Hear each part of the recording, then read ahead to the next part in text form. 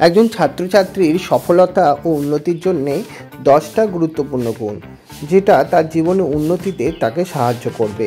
কি সেই 10টা গুণ? প্রথমত, কঠোর পরিশ্রম ও অধ্যবসায়। নিয়মিত মনোযোগ দিয়ে পড়াশোনা করতে হবে। কোনো বিষয় কঠিন মনে হলে হাল না ছেড়ে চেষ্টা চালিয়ে যেতে হবে।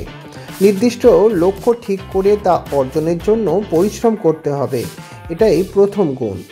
দ্বিতীয় গুণ, আত্মনিয়ন্ত্রণ ও শৃঙ্খলাবোধ।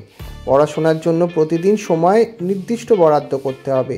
অলসতা বা সময় নষ্ট না করে নিয়ম মেনে চলতে হবে। মোবাইল, সোশ্যাল মিডিয়া থেকে দূরে থাকতে হবে। 3 নম্বর, ভালো সময় ব্যবস্থাপনা বা টাইম ম্যানেজমেন্ট। প্রতিদিনের কাজ বা পড়াশোনার জন্য রুটিন তৈরি করতে হবে। পরীক্ষার আগে প্রস্তুতি নিয়ে সময় ভাগ করে পড়াশোনা করতে হবে। এই সময় ব্যবস্থাপনা একটা ছাত্রছাত্রীর খুব গুরুত্বপূর্ণ দিক। নির্দিষ্ট সময়ে নির্দিষ্ট কাজটুকুই করতে হবে। 4 নম্বর, তার গুণ মনোযোগ ও ফোকাস ধরে রাখা। ক্লাসে ও পড়ার সময় সম্পূর্ণ মনোযোগ দেয়া। একসঙ্গে অনেক কিছুতে মনোযোগ না দিয়ে একবারে একটিতে ফোকাস করা। পড়াশোনার সময় মনোযোগ নষ্ট করা এমন জিনিস যেমন ফোন, টিভি, এগুলোকে এড়িয়ে চলা।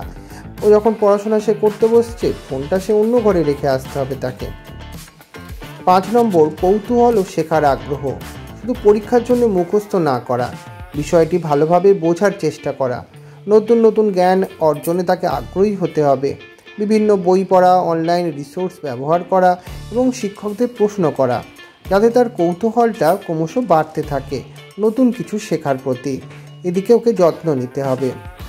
আত্মবিশ্বাস ও ইতিবাচক মনোভাব।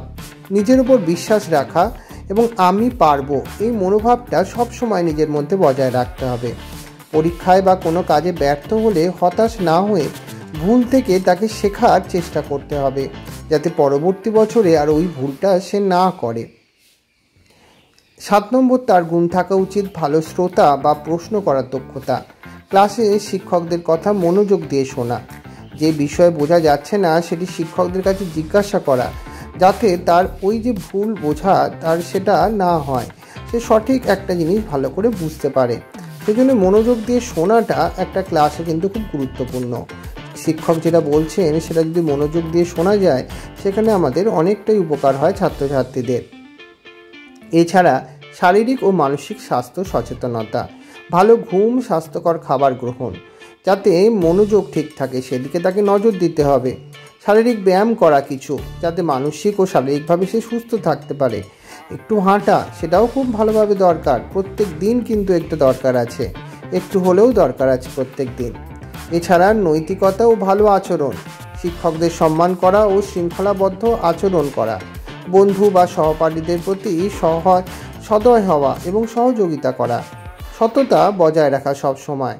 নকল বা অসৎ উপায় পরিহার করা। কখনোই পাস করতে হবে বলে কোনো নকল বা অসৎ উপায় কখনোই সেটা গ্রহণ করা উচিত নয়।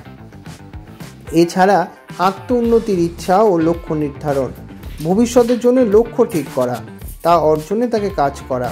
নিজের দুর্বলতা খুঁজে বের করে তা উন্নত করার চেষ্টা করা।